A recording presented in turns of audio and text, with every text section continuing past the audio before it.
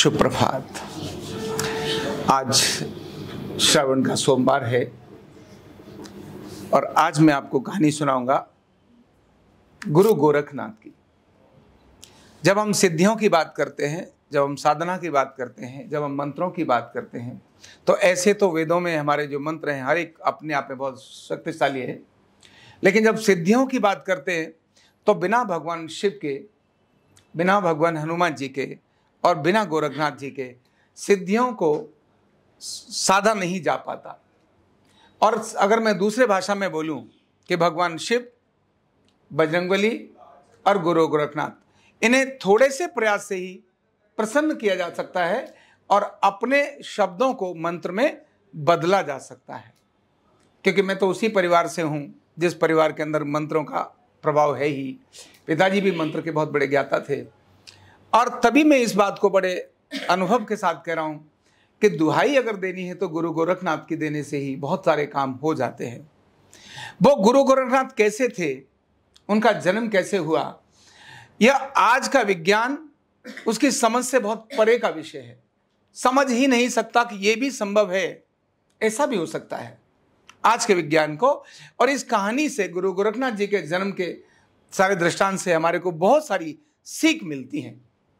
इसीलिए मैं पूरी बात आपको कहानी के रूप में सुनाता हूं।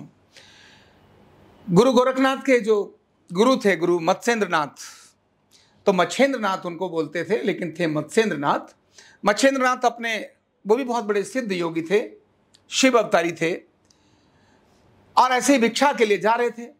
भिक्षा मांगने चले तो वहां एक गांव में पहुंचे, एक दरवाजे पर पहुंचे और उन्होंने अलख निरंजन शब्द का उद्घोष किया। अंदर से एक सुंदर गृहिणी निकल कर आई, उसके हाथ में भिक्षा थी, वो देने के लिए तैयार थी, लेकिन उसके चेहरे पर बहुत उदासी थी, बहुत निराश थी। जब भिक्षा देने लगी और उसने भिक्षा दे दी, तब मच्छेंद्रनाथ जी ने पूछा कि आप इतनी, हे देवी, आप इतनी उदास और परेशान क्यों हो?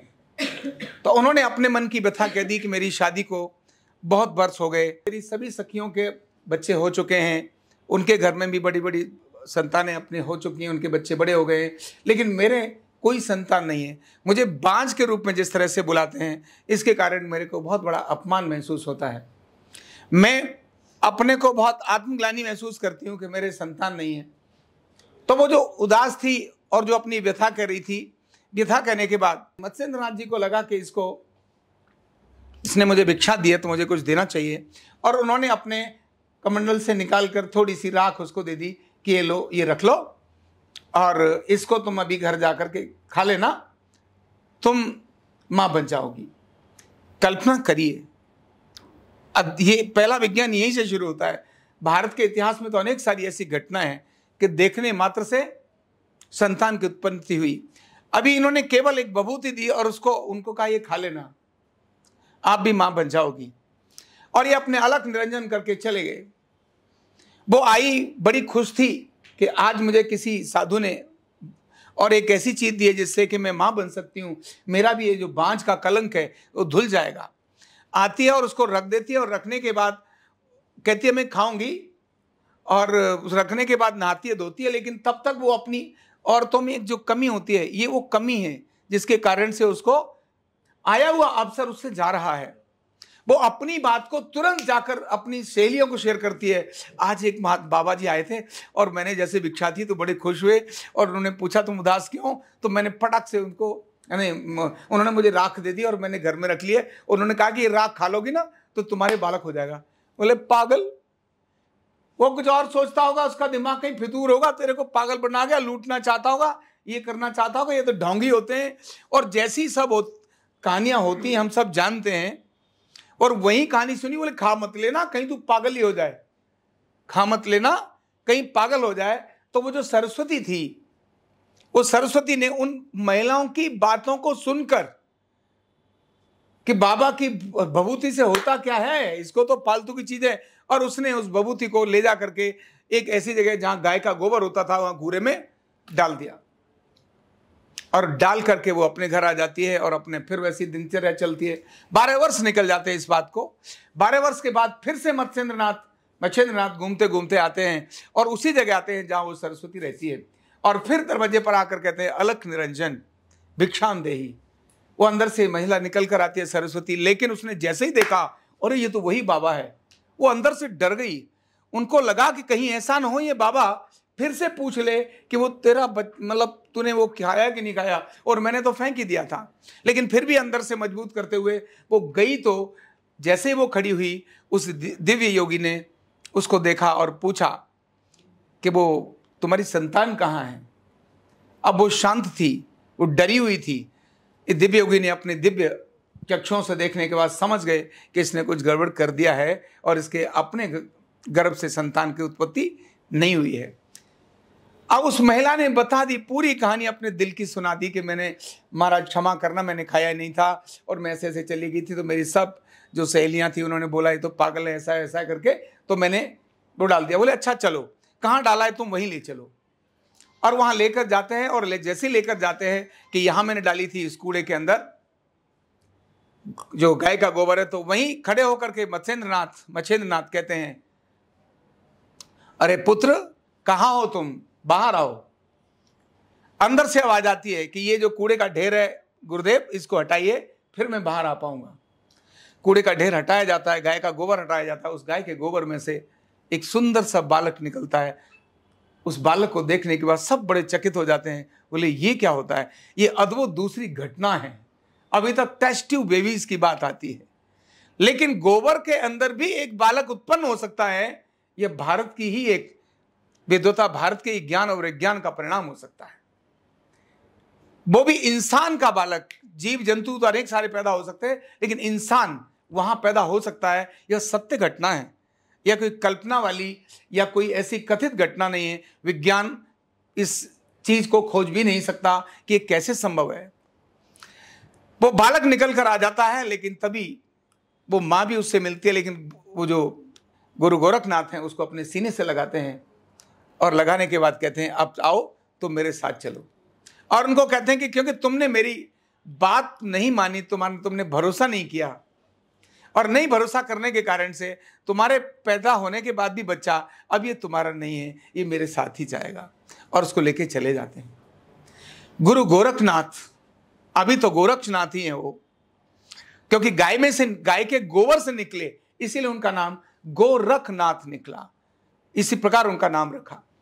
और वहां से लेके जाते हैं, अपने साथ अलग अलग जगहों पर लेके जाते हैं, अपना शिष्य बना लेते हैं। उनके कानों में भी जैसे नाथ संप्रदाय है ना, यहाँ जो वो शिव के आपने देखे ही हैं, कुंडल मोटे से होते हैं, उनके भी यहाँ कान छेद कर ऐसे डाल दिए जाते हैं। ये योगी होते हैं, ये सिद्ध साधना करने वाले लोग होते हैं।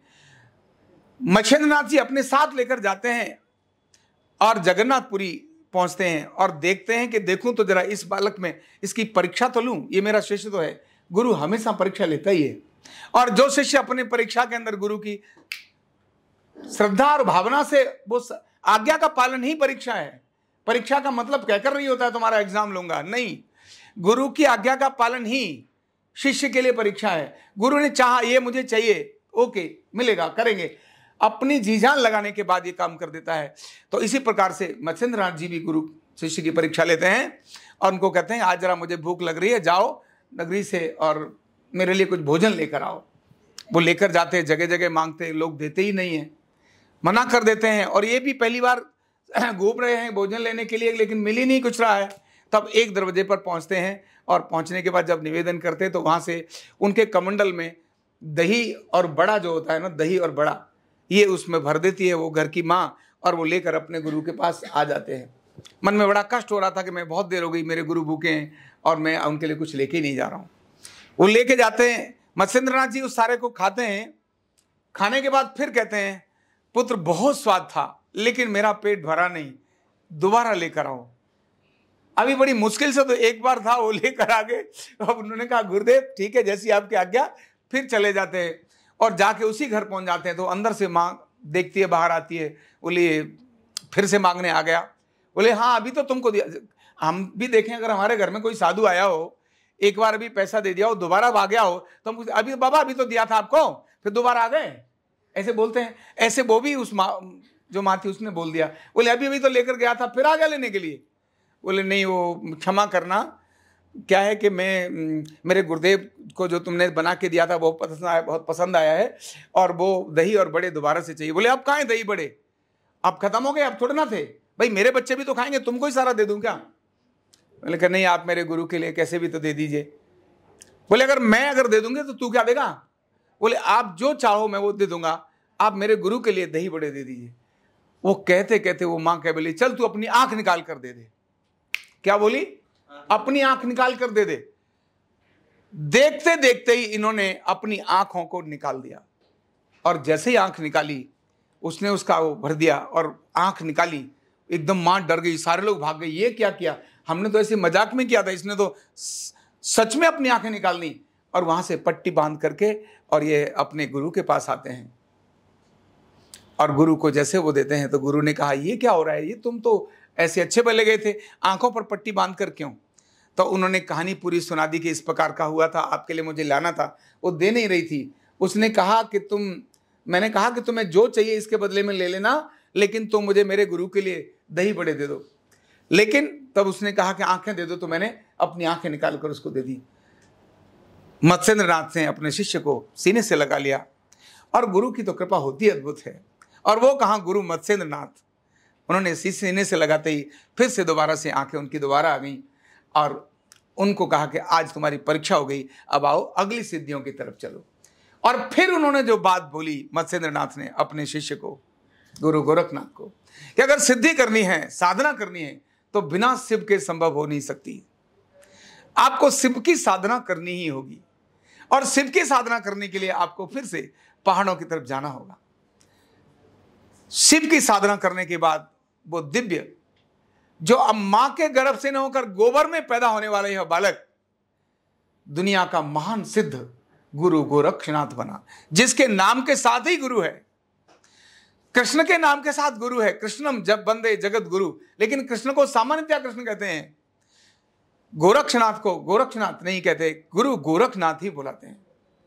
महान योगी शिव गुरु हैं, उनको भी गुरु नहीं कहते, इनको गुरु कहते हैं। तो ऐसे अद्भुत सिद्धि के दाता गुरु गोरखनाथ इस भारत की अमूल धरोहर हैं, जिनके नाम स्मरण से थोड़ी सी बातों को भी, थोड़े से मंत्रों को भी सिद्ध कर लिया जाता है, तो वो अपना प्रभाव दिखाने लगते हैं, अनेक सारे लोगों का कष्ट खत्म करने लगते हैं।